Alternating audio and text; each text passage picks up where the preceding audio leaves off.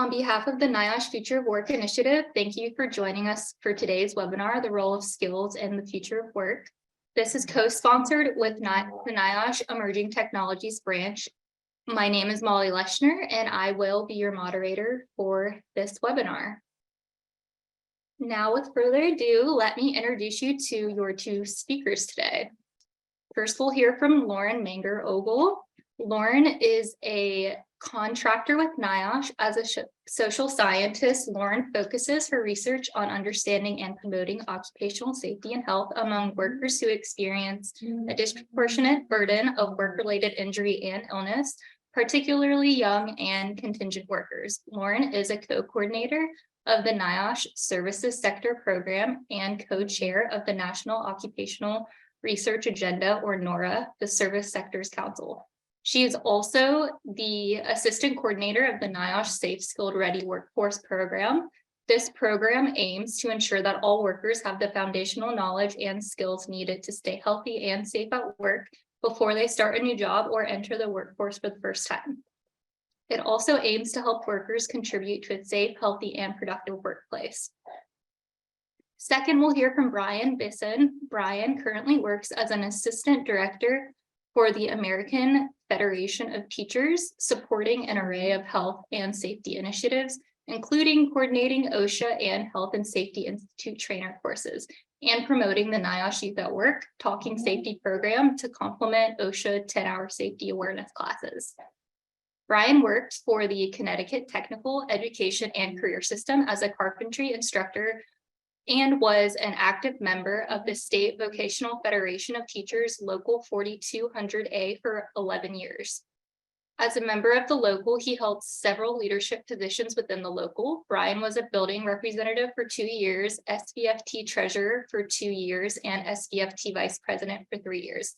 Brian served on a school's health and safety committee and served as SVFT's health, safety, and security committee chairperson, conducting health and safety audits for all 18 Connecticut technical high schools. Brian has an extensive and broad continuing education credentialing across a variety of occupational safety and health topics. And with that, Lauren, thank you for joining us today, and over to you, please. Okay, well, thank you so much for joining today, and thank you so much to the Future of Work Initiative for inviting me to present. My name is Lauren Manger-Ogle, and Molly gave you a good introduction as to who I am and my role at NIOSH, so I won't spend more time on that. But today I'm going to talk with you about promoting safety and health skills among young and contingent workers in future work. And just to give you a brief overview of what I'm going to talk about today, first, I will give an introduction to the NIOSH Safe Skilled Ready Workforce Program. Then I'm going to introduce you to the existing safety and health curricula that the Safe Skilled Ready Workforce Program has developed. I'm also going to give you just a couple of examples of the kinds of research that we do within the program. And then I'm going to talk a little bit about a new curriculum that we're working to develop called Safety Skills at Work. And this is a curriculum that is going to be tailored for the workforce development sector. And so I'm going to tell you a little bit about that curriculum and our plans for pilot testing that curriculum. And then, as Molly mentioned, we'll hold questions to the very end. Okay, so the mission of the Safe Skilled Ready Workforce Program is to equip new workers, which includes young workers under the age of 25 and contingent workers, which are defined by the Bureau of Labor Statistics as those who have a temporary job they would describe as temporary, or a job that they do not expect to last. So the goal is to equip these new workers with foundational safety and health knowledge and skills that they need to stay safe at work and to contribute to a safe, healthy, and productive workforce. And just a minor note, I'm going to refer to occupational safety and health as OSH throughout the rest of the presentation. So why is it important to focus on new workers? We're seeing a growing amount of research showing that young and contingent workers are more likely to be injured on the job. And there's a number of factors that might contribute to this increased risk. So For starters, they might be assigned to more hazardous types of jobs. They also might be less experienced and have a minimal understanding of safety and health laws and protections. These workers might also fear speaking up about safety and health issues or concerns because they're afraid that they might lose their job, or they're afraid that there might be some other kind of negative consequences if they do speak up. And then they also might not receive enough supervision or safety and health training. So the disproportionate risk of injury among young and contingent workers really highlights the need to prepare this population with essential workplace safety and health competencies before they enter the workforce or start a new job. So the overall goal of the Safe Skilled Ready Workforce Program, as Molly mentioned, is to equip these workers with basic OSHA education so that they can be more aware of hazards on the job and how they can go about protecting themselves. So NIOSH has developed a set of 8 core competencies for workplace safety and health, and these include the ability to recognize that all workers can be injured, become sick, or even lose their life on the job. The ability to recognize that most work-related injuries and illnesses are predictable and can be prevented.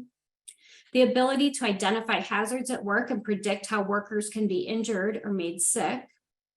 The ability to recognize how to prevent work-related injuries and illnesses.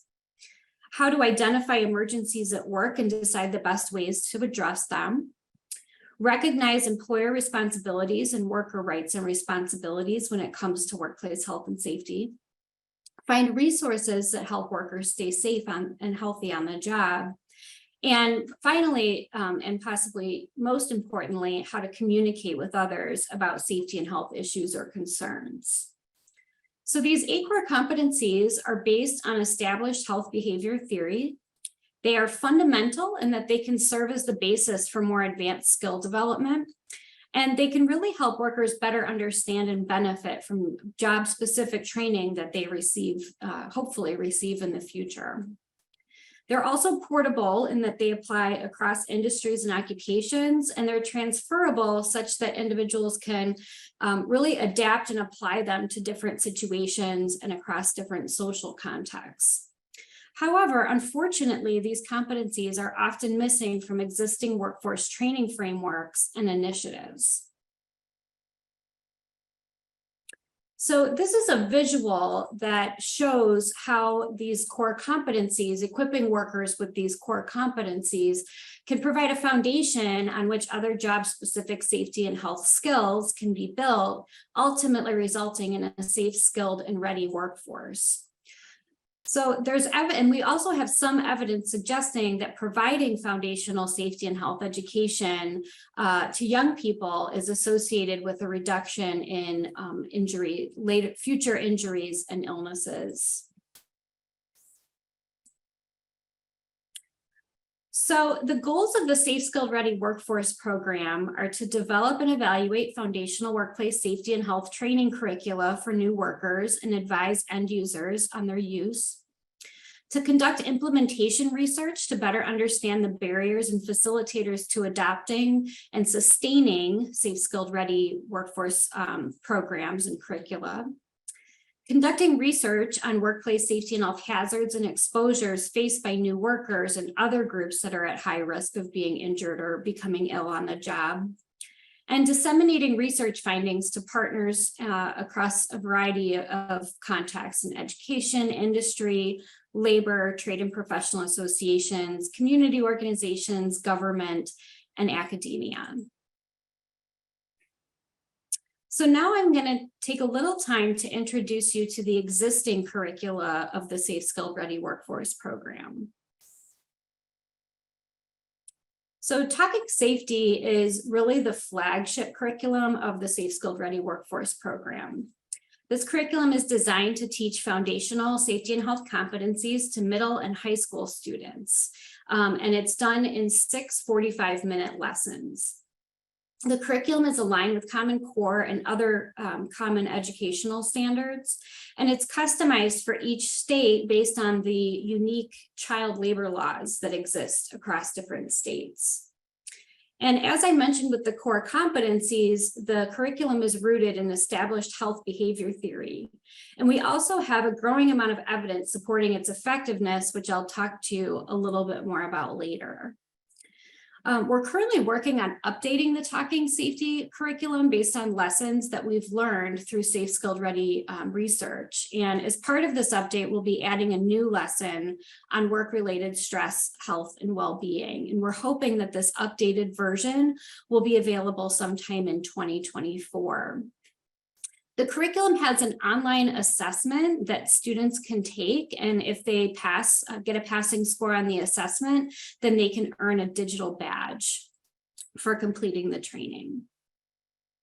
Okay, another curriculum of the Safe Skilled Ready Workforce Program is Safety Matters. This is a curriculum that was developed in partnership with the American Industrial Hygiene Association, or AIHA, and it's designed really to be an introduction to workplace safety and health for students in 7th to 12th grade. This is a much shorter curriculum. It's only 1 hour long. And it was adapted from Talking Safety, and it really just kind of touches on some of the key points of the Talking Safety curriculum, obviously going into a lot less detail than the Talking Safety curriculum itself. So this curriculum is used by members of AIHA to introduce teens to critical safety and health competencies.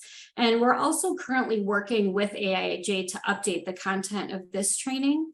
And so we hope to have another version of this available soon as well. The third existing curriculum of the Safe Skilled Ready Workforce Program is Staying Safe at Work. And this is a curriculum that was developed through a partnership with the Labor Occupational Health Program, or LOHP, out of the University of California, Berkeley. This curriculum is designed for workers with intellectual and developmental disabilities, and it's used by employment agencies, community vocational rehabilitation programs, high school transition programs, and others in order to provide a foundation of safety and health knowledge and skills for people with disabilities. So all Safe Skilled Ready workforce training programs are available for anyone to use free of charge. They're all available on our website. They are all based on extensive input from partners and end users. They, as with the competencies, again, they're all rooted in established health behavior theories. We also try to make all of our curricula highly interactive and engaging in order to promote learning and to promote training transfer, which is the extent to which the knowledge and skills that are learned in training are actually transferred into the workplace. So the goal of our research is to ensure that all of our programs are evidence-based, meaning that we have research showing that they're effective at improving safety and health outcomes. So now I'm going to give you just a couple of examples of the kinds of research that we do within the program. So our program has conducted numerous studies to assess the effectiveness of the Talking Safety curriculum. And this, what we call evaluation research, is based mostly on the theory of planned behavior, which is a behavioral theory that's been supported by a lot of evidence. So according to this theory, a person's attitudes, subjective norms, and perceived self-efficacy or perceived behavioral control related to a behavior influences their intention to either perform or not perform that behavior, and those behavioral intentions then predict their actual behavior. So our research considers these more immediate outcomes as measures of success, because it's very difficult to follow middle and high school students throughout their lives to see if they're injured at work. So some of the research questions that we look at is, of course, the main one is Talking Safety effective at positively changing adolescents' safety and health outcomes? And we do have findings from studies that have been conducted in Florida as well as Oklahoma, suggesting that students have had significant gains in safety and health knowledge, attitudes, self-efficacy, and behavioral intentions after receiving the Talking Safety training.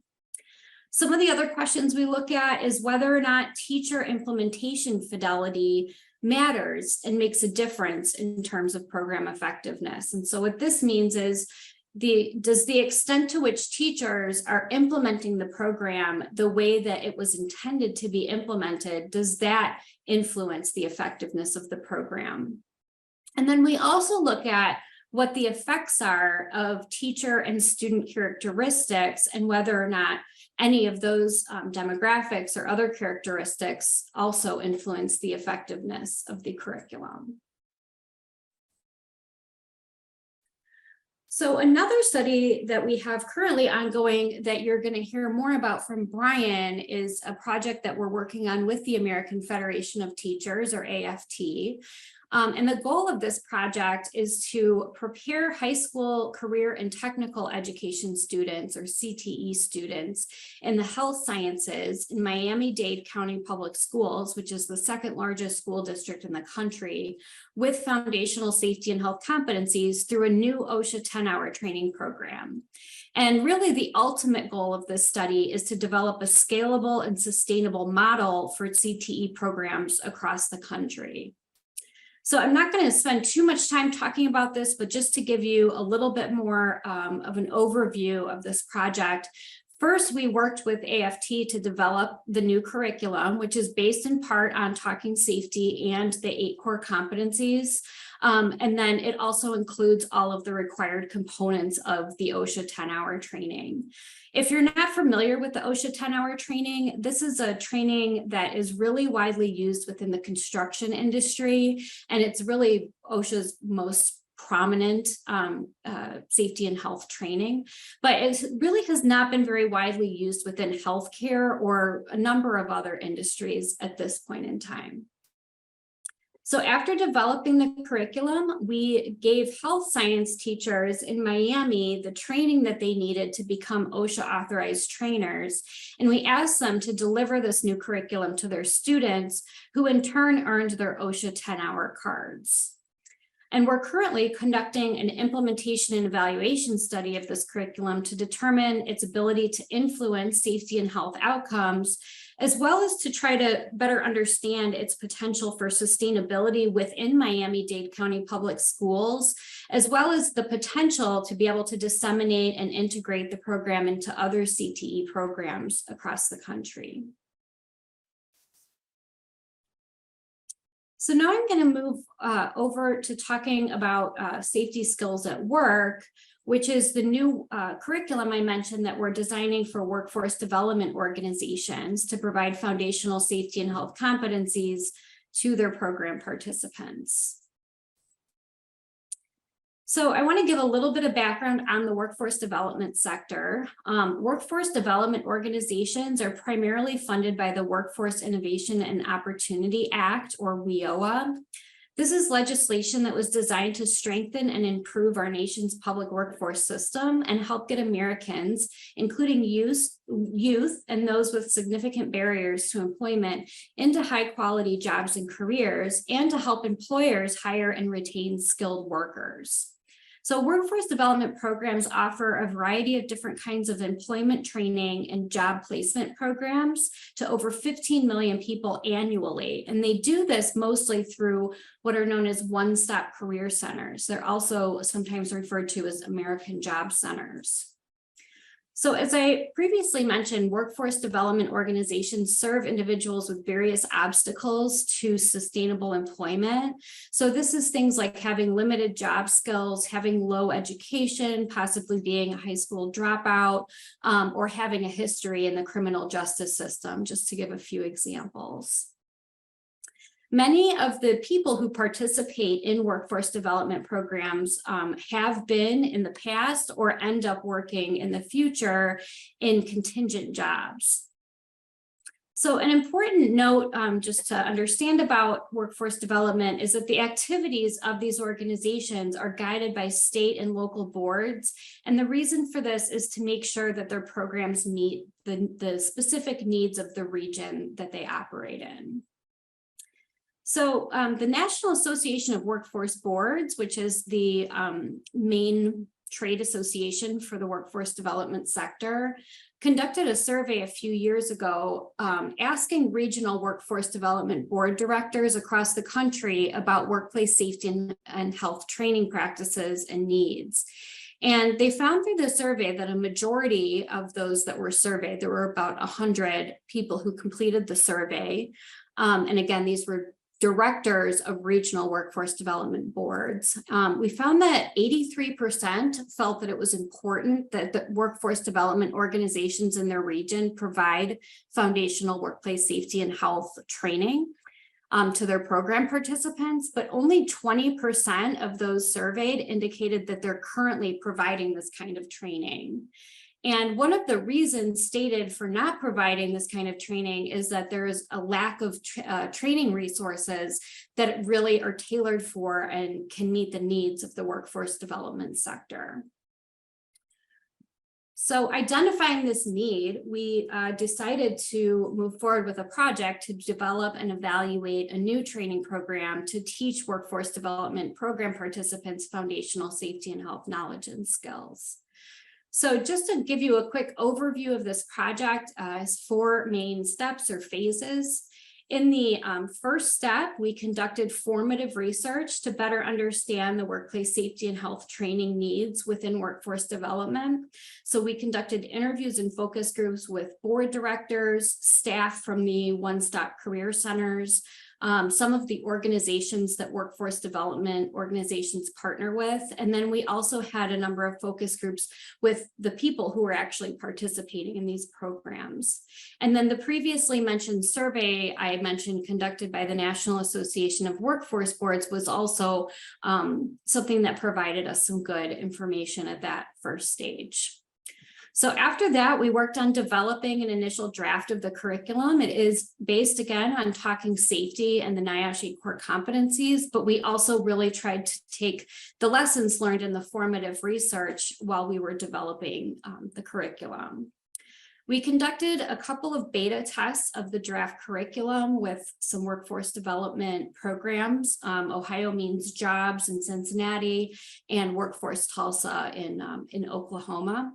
And we made some revisions based on that beta testing. And then the curriculum has also gone through pretty extensive review by peers in academia and the research world, and then also by partners and end users. And we made a number of revisions based on that feedback as well. So we're currently in step 3, which is the pilot test. And the goal of that is going to be to evaluate the impact of the new training on safety and health knowledge, attitudes, efficacy, and behavioral intentions. And then again, based on the lessons we learned in the pilot test, we will make final modifications to the curriculum. And then in the 4th and final step, we will publish the curriculum on the NIOSH website and work to promote nationwide adoption of it. So just to give you a little bit more information about the curriculum itself, this is designed to be an in-person training, but it can be delivered online through a video-based communication tool such as Zoom. The reason that we developed it to be in person is because there is quite a bit of research showing that highly engaging in-person training, safety and health training, has a stronger impact on safety and health outcomes.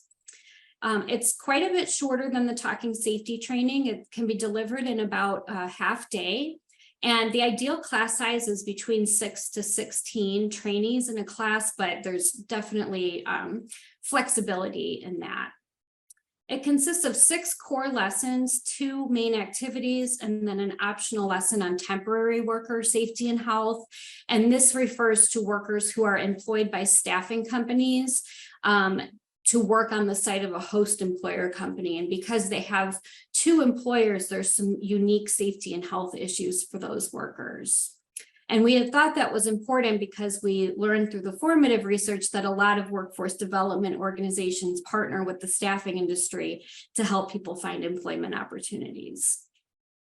So there's a number of ways that we tailored this new curriculum for workforce development.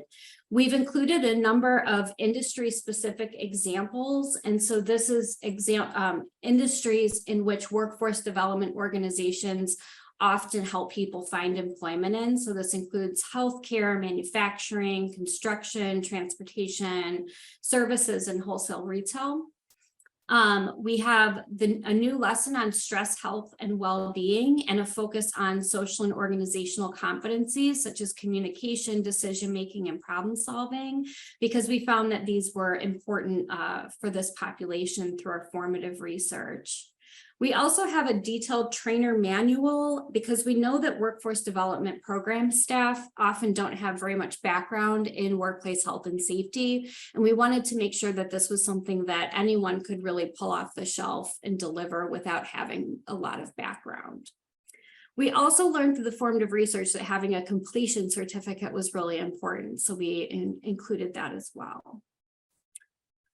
So before I close, I just briefly want to tell you about our plans for the pilot study for this new curriculum. We're partnering with the Pacific Mountain Workforce Development Council in Washington State, and we're working with them to recruit 72 of their program participants, and they're going to be recruited in small cohorts.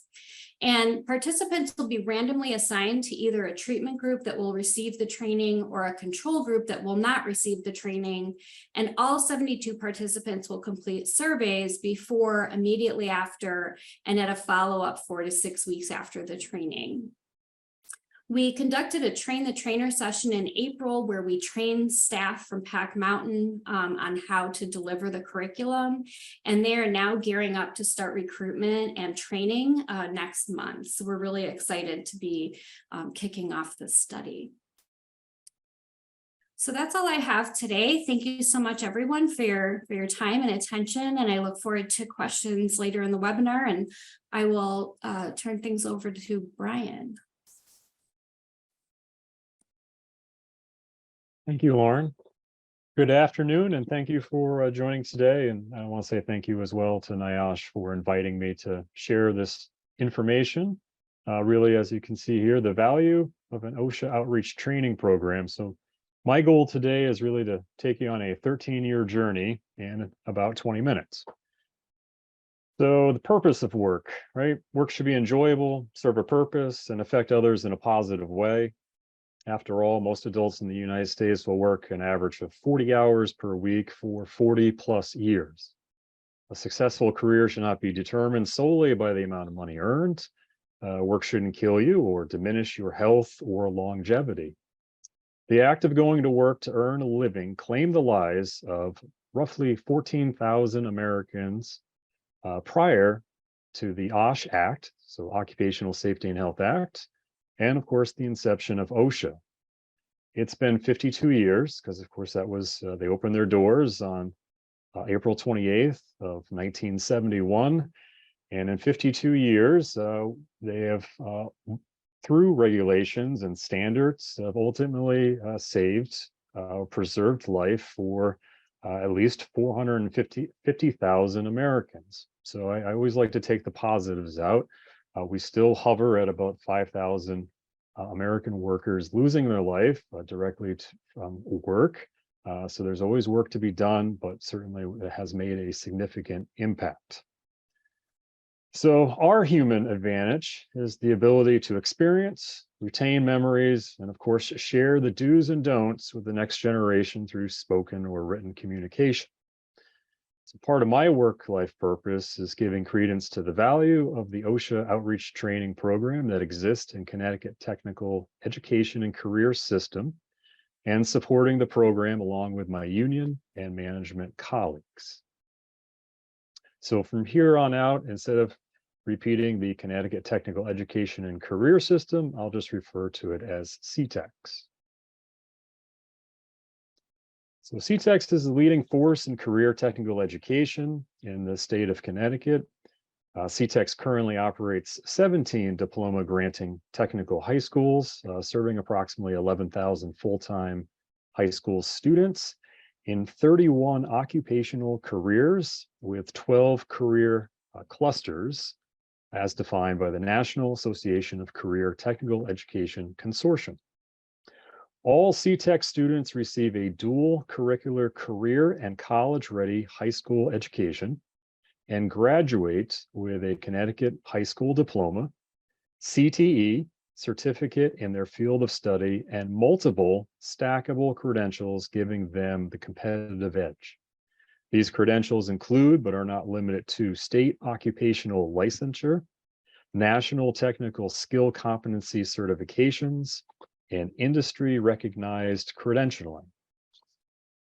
Graduates of CTEX are empowered to pursue post-secondary educational opportunities and training at 4-year higher education institutions, 2-year community college programs, or 2-year occupational certificate programs, pursue apprenticeships, or enter the global workforce.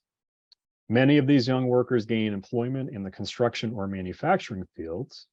The CTEX offers sustainable architecture, carpentry, electrical, heating, ventilation and air conditioning, masonry, plumbing and heating and cooling.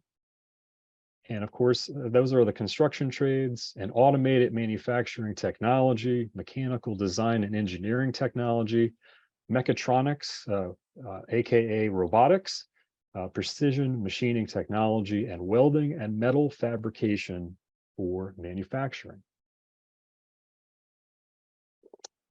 These trades offer young workers rewarding careers and above average earning potential, but they also come with an inherent workplace hazards.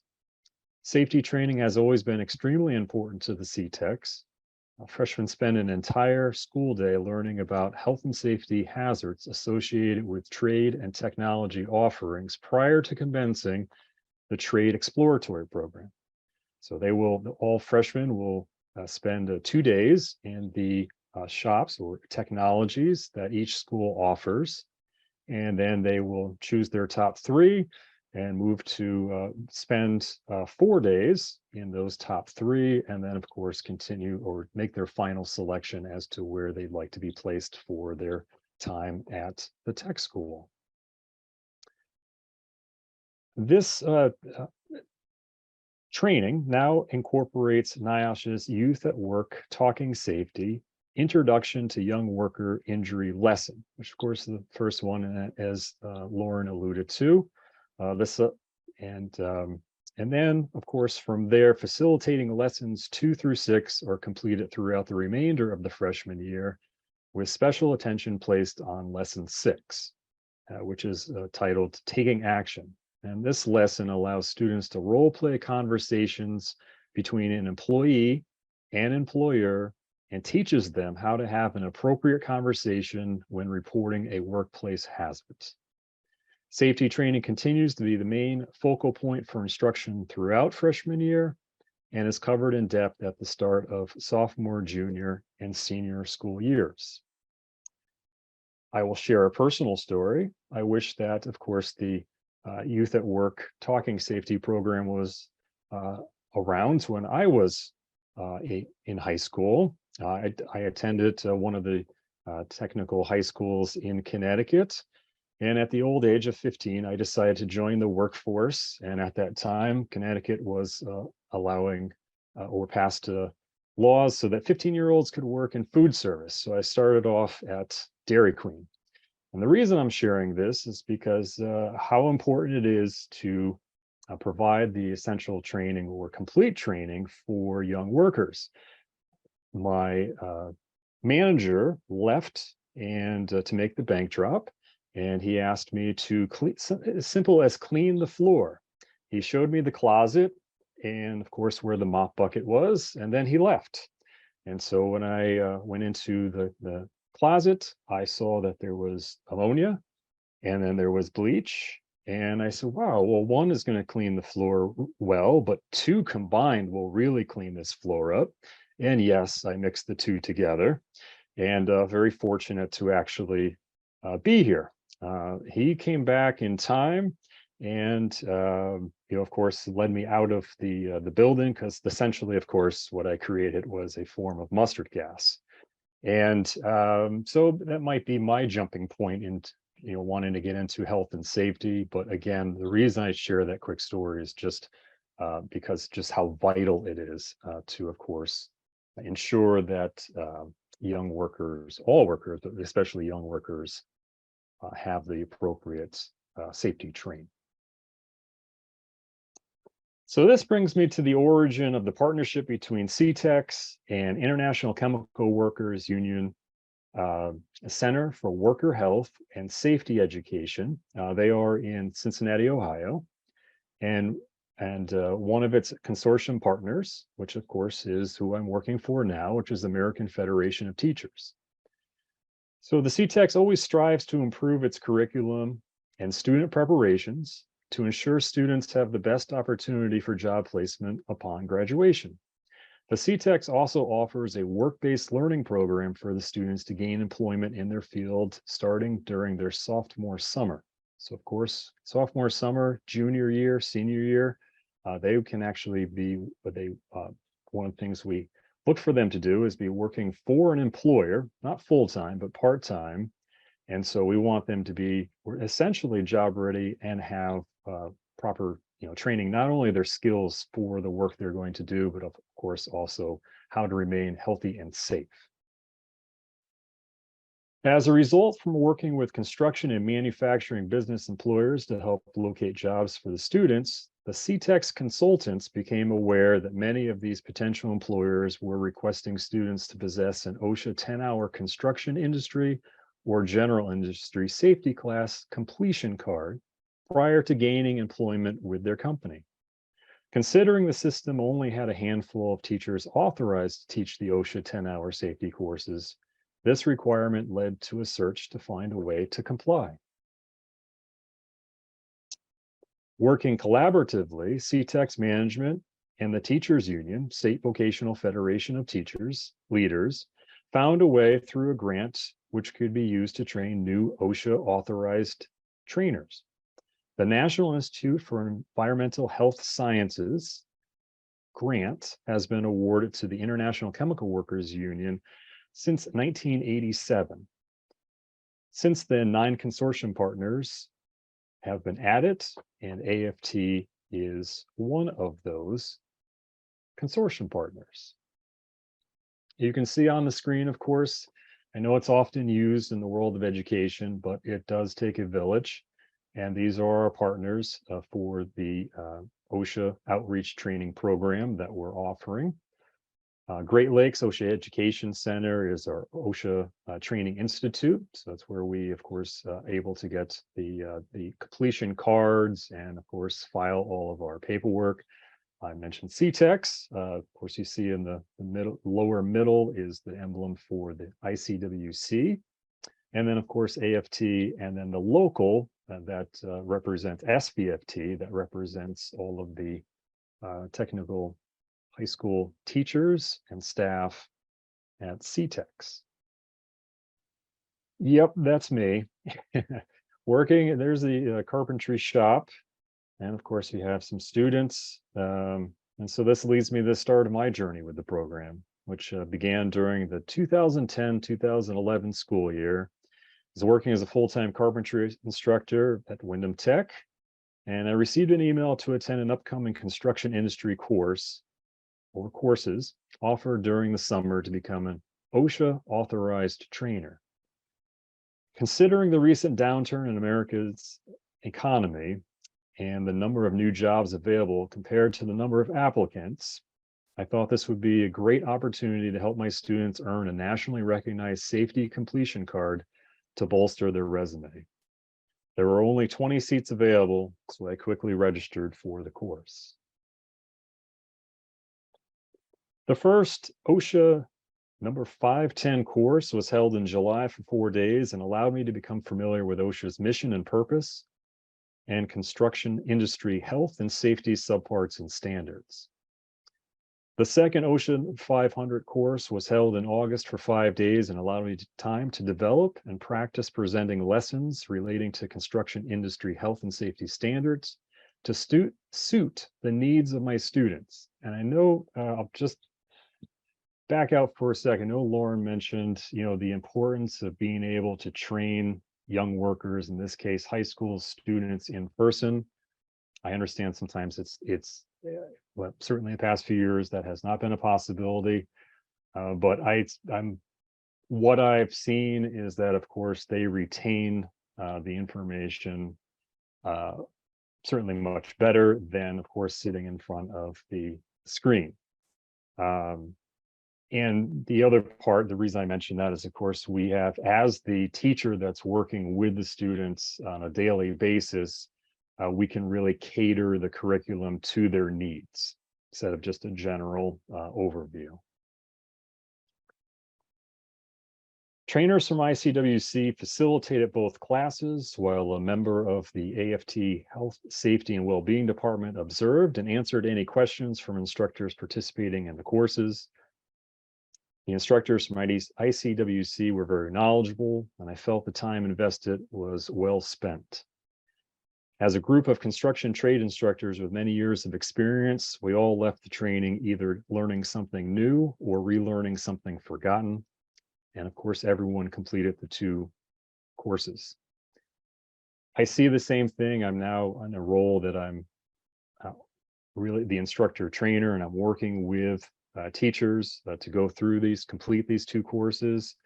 I sometimes see it actually in the body language. We talk about certain, safety and health standards, and I see the sinking feeling, and then reveal that what's not because they are doing anything they shouldn't, but just don't have the training or the information themselves.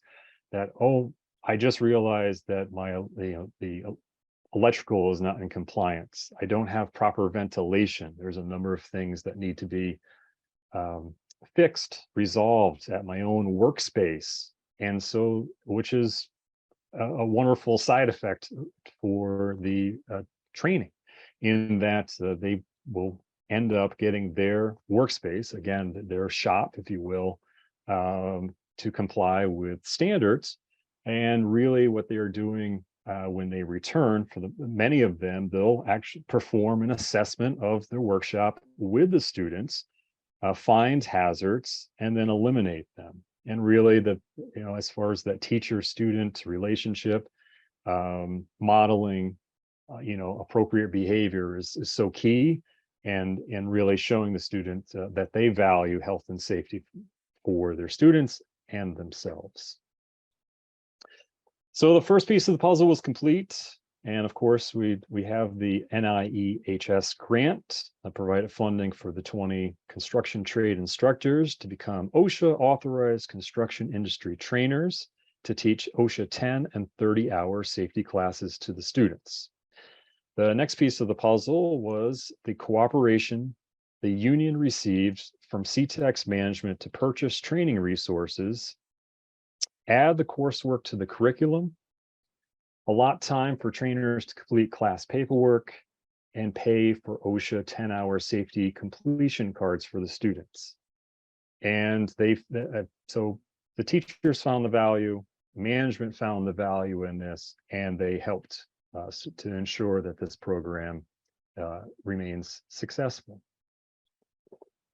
So I've had the opportunity to teach an OSHA safety class to adults as well as students.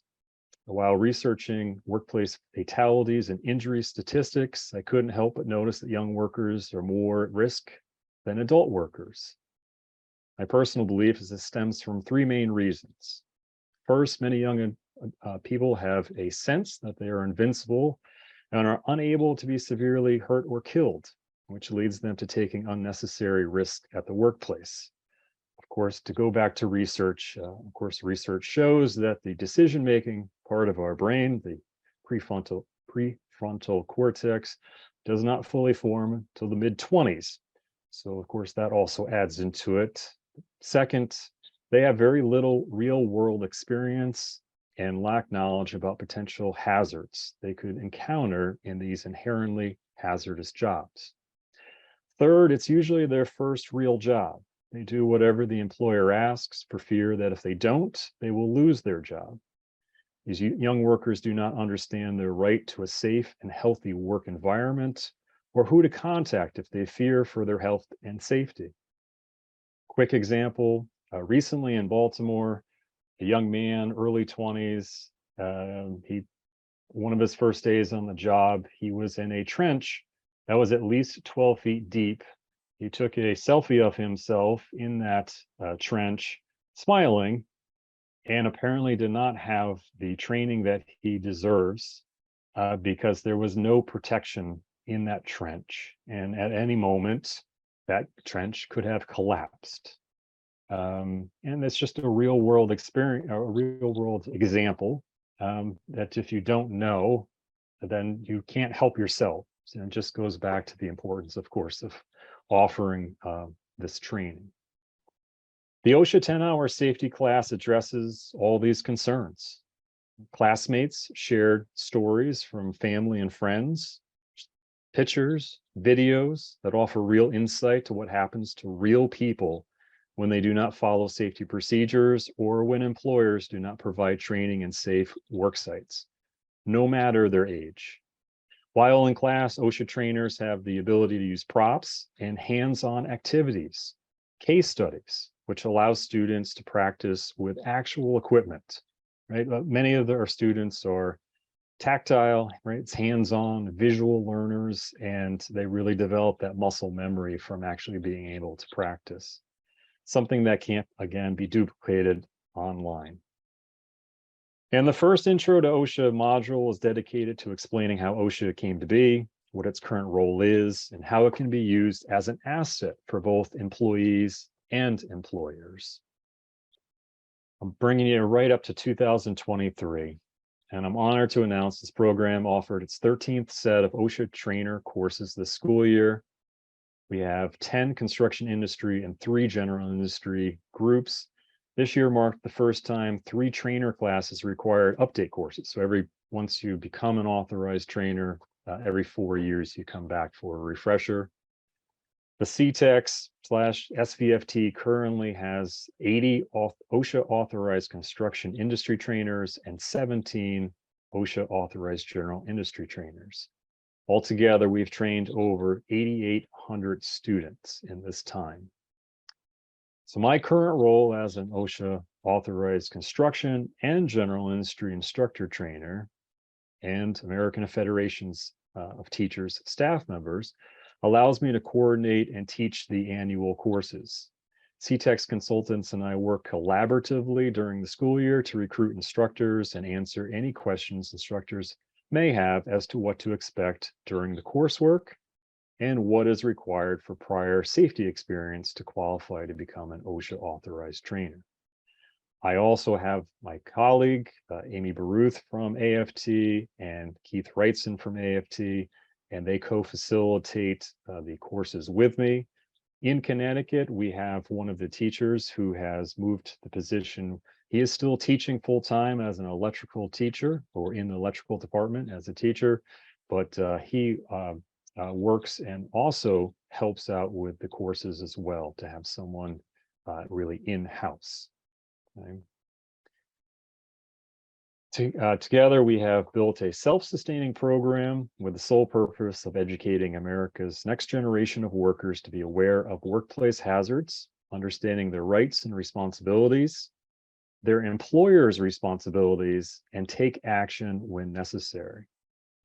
The reason you see the slide in front of you is this program is also successful in Chicago. There's the Red Star, New York City, and in collaboration with NIOSH, we've completed 2 healthcare specific OSHA general industry sets of trainer courses with teachers from Miami. Quick thing I'll point out, if you are seeing that is real, that there are 7.9 million state and local employees lacking OSHA coverage.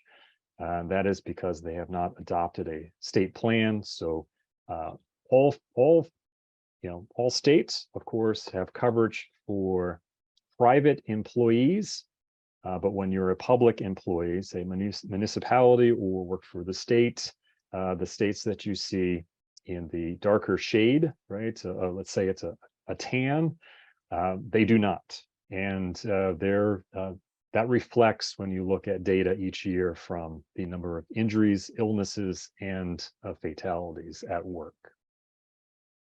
In conclusion, my hope is that this collaborative model of OSHA training for instructors and young workers in high school entering the workforce will be duplicated across the country. I do realize that, as with all initiatives, this will require additional funding, more OSHA trainers, and new partnerships.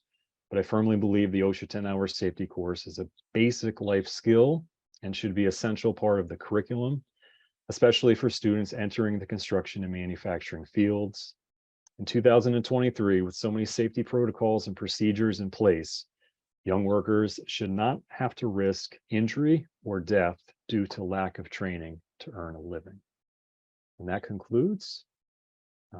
As with Lauren, look forward to answering any questions, and I'll turn it over to Molly. Thank you so much, Lauren and Brian, for those wonderful presentations. It looks like we have about 6 minutes for questions. Looks like we have some Q&A. Looks like Crystal asked, is there 54 versions in different languages? Yeah, that's a great question. So it's 54 versions for all 50 states, and then we have the Virgin Islands, Puerto Rico, and a couple others. The only other language that Talking Safety is currently available in is Spanish, and I'm sorry I forgot to mention that. So thank you, that was a good question.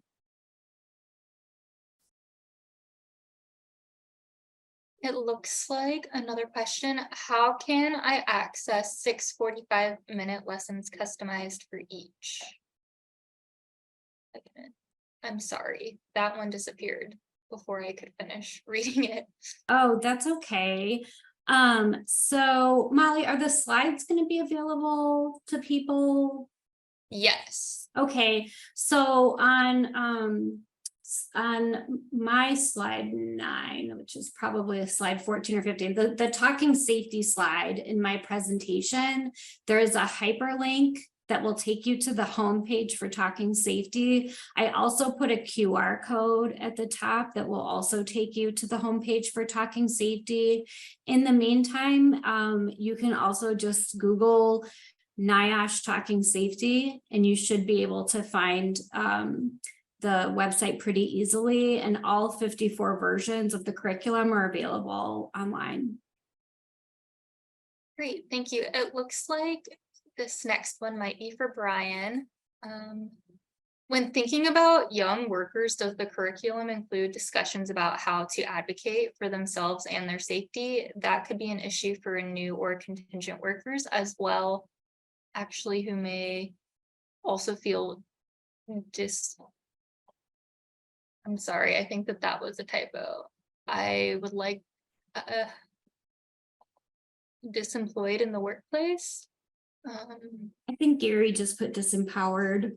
Yeah, disempowered in the workplace. Yeah, I mean, I'd like to hear anything Brian has to add, but one of the modules, the last module of Talking Safety, and I think Brian had briefly mentioned this, it's called Taking Action, but it's all about learning how to communicate about workplace health and safety issues and concerns. And there's a similar module that is in the new curriculum that we're developing as well.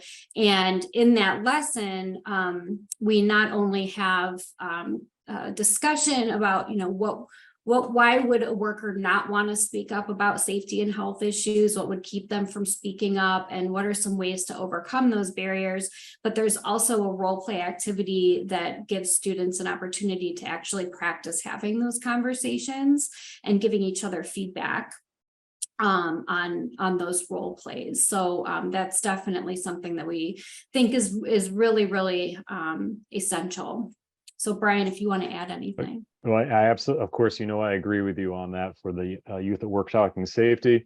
And then when we jump into the OSHA 10-hour safety class in the intro to OSHA, it is also repeated or is shared as far as when we're talking about what are the rights for not only just young workers, but all workers, and then how to file a complaint. But do we start there, or do we talk with, do we have that appropriate conversation with the employer prior to? It's really how the process works. We don't jump right to calling. I mean, you can call 1-800-321-OSHA, but we really get into what's the appropriate way. Or if you're in a unionized shop, of course, reach out to your building rep. So yeah, it does get repeated, which is necessary, right, for learning.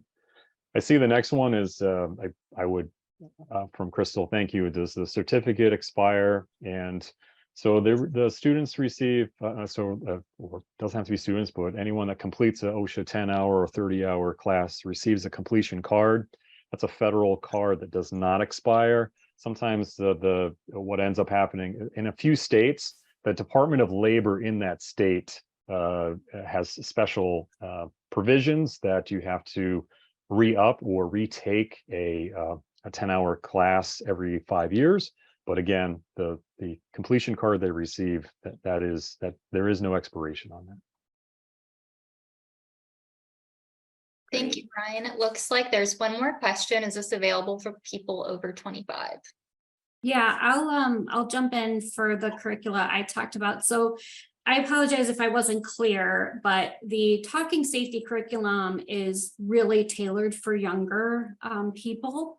But the content, a majority of the content in talking safety is really relevant for any age worker. The material that is specific for younger people is really the child safety laws, but a lot of the basics about workplace health and safety would be applicable across workers of any age. And then the new safety skills at work curriculum that we're developing is actually for really any age worker. And we focus just on the federal labor laws that don't vary, by state. And so that one is really meant for to be applicable for any age. And the OSHA 10 is for any age as well. Yeah, I'll jump in. I know we're running. I'll just say that yes, absolutely, of course, all ages, and the research shows that so not only young workers disproportionately injured, but also when we get into our 40s, there's more injuries, and I think because we become complacent and sort of lose respect for the work, and we've been doing it so long that we don't take the same. When our attitude changes, and unfortunately, there's shown to be additional injuries, illnesses because of that. Thank you. All right, and with that, it looks like we are out of time. Thank you again, Lauren and Brian, for agreeing to be a part of this webinar. And thank you to everyone who has attended this. Have a great day, everyone.